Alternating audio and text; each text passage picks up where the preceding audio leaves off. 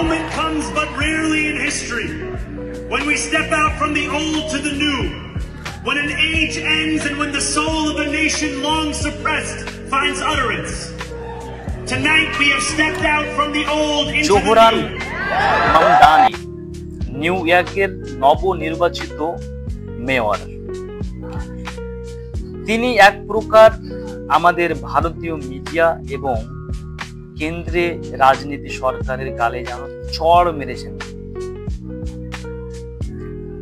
এক দশক থেকে আমাদের ভারতের প্রথম প্রধানমন্ত্রী জওহরলাল নেহরু প্রত্যেকটা জায়গাতে দোষারোপ করা, দোষ দেওয়া, এমন পরিস্থিতিতে নিউ ইয়র্কের প্রথম মুসলিম মেয়রকে বলছে শুনতে।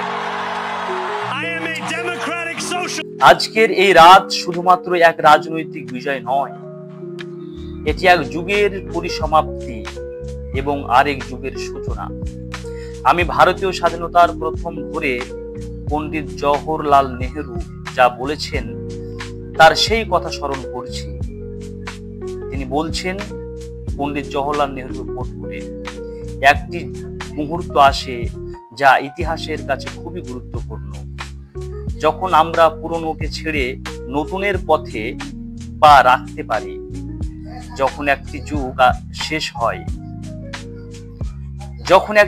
শেষ হয়, আর যখন দীর্ঘদিন ধরে নিঃশব্দ থাকা একটি জাতির আত্মা কণ্ঠস্বর পায়। আজ নিউ ইয়র্কের আত্মা সেই কণ্ঠস্বর খুঁজে পেয়েছে।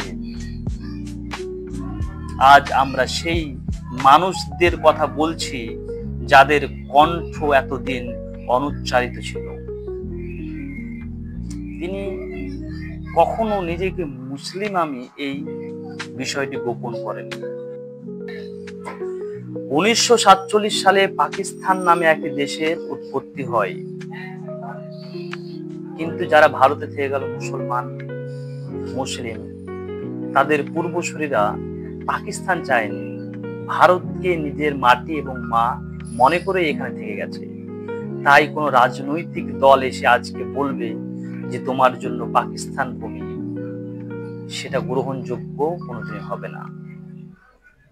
আমরা ভারতে হিন্দু এবং মুসলমান একসঙ্গে বাঁচতে জানি। আমরা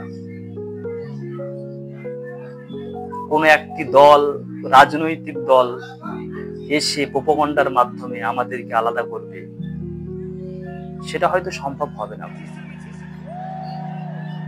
ভারত আমার জন্মভূমি, এই কথা বলতে আমি গর্ববোধ করি সবসময়। নমস্কার, জয় হিন্দ, জয় ভারত। সকলে সতর্ক থাকবেন এবং সজাগ থাকবেন।